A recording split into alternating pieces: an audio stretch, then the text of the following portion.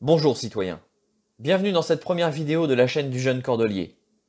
Aujourd'hui, nous allons explorer ensemble les origines de la Révolution française de 1789. Avant de s'intéresser à la Révolution à proprement parler, il convient de faire l'état des lieux du Royaume de France en 1789. La France est alors une monarchie de droit divin, composée de 3 ordres traditionnels. La noblesse, elle est composée des grands seigneurs du royaume qu'on retrouve dans l'administration ou le commandement militaire. Ils ne payent pas d'impôts et participent à la vie politique depuis Versailles.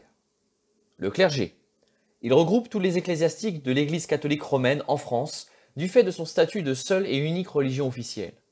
S'ils sont fidèles au pape, ils concourent de la vie politique française depuis des siècles, en témoigne le fameux cardinal de Richelieu.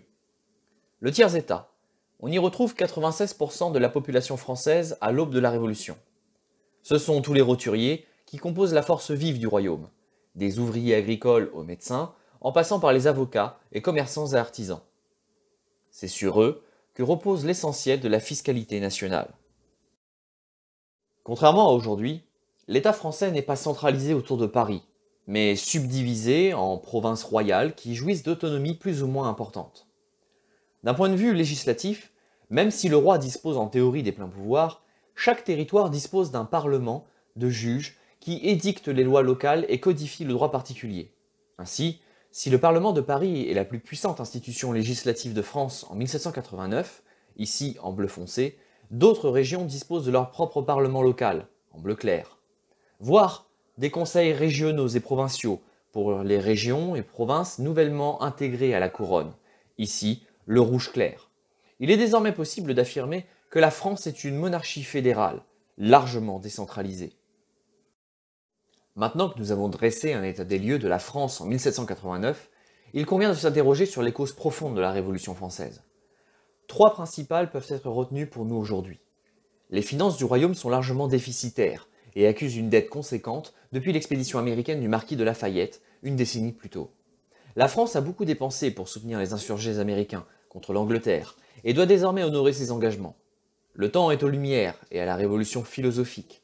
Depuis la mort de Louis XIV, un vent de liberté et d'égalité souffle sur la France, avec des auteurs comme Rousseau, Diderot, d'Alembert ou encore Voltaire et Montesquieu. Tous aspirent à l'établissement d'une démocratie en France, bien que peu osent encore proposer une république. Le modèle politique est alors celui de la monarchie parlementaire britannique. Enfin, la France souffre de problèmes alimentaires graves qui impactent profondément les plus pauvres. Les mauvaises récoltes et le temps exécrable provoquent des famines et disettes à répétition. Le prix des denrées alimentaires s'envole et le peuple gronde. Tout est réuni pour que la Révolution éclate. Le 5 mai 1789, le roi ouvre la première séance des États généraux depuis 150 ans. Les États généraux sont une assemblée exceptionnelle que le roi seul peut convoquer à sa guise dans le but d'entériner des mesures ou propositions. Mais rapidement, la question initiale, à savoir les finances de l'État, est vite éclipsée par la grogne bourgeoise et libérale du tiers-État. Le 20 juin 1789, les députés du tiers-État et les libéraux de la noblesse comme du clergé se réunissent en Assemblée nationale constituante, visant à donner à la France une constitution écrite et un régime nouveau. Face à ces affronts en cascade, le roi plie, mais il est déjà trop tard. Le 14 juillet, à Paris, la population panique car des troupes royales sont stationnées non loin de là. Craignant une répression pour les événements de Versailles, les Parisiens s'organisent en communes insurrectionnelles et prennent la prison royale de la Bastille. La réforme libérale est devenue une révolution. C'est la fin de l'Ancien Régime.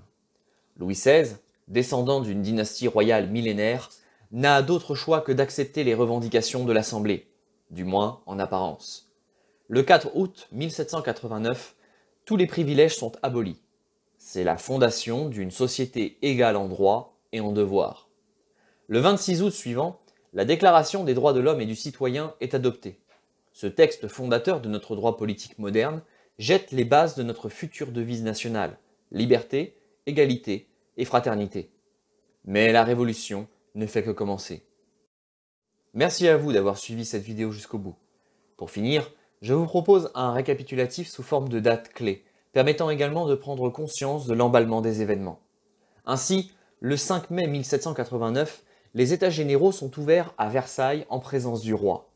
Si ce dernier veut lever de nouveaux impôts et régler la question budgétaire, les mandataires du tiers-État ne l'entendent pas de la même oreille. Le 20 juin, les députés rebelles font le serment du jeu de paume et fondent de facto l'Assemblée nationale constituante. Le 14 juillet, malgré les concessions de Louis XVI, les Parisiens prennent la Bastille et font prendre un virage radical aux volontés initiales de réforme. Le 4 août, les privilèges personnels et moraux sont abolis.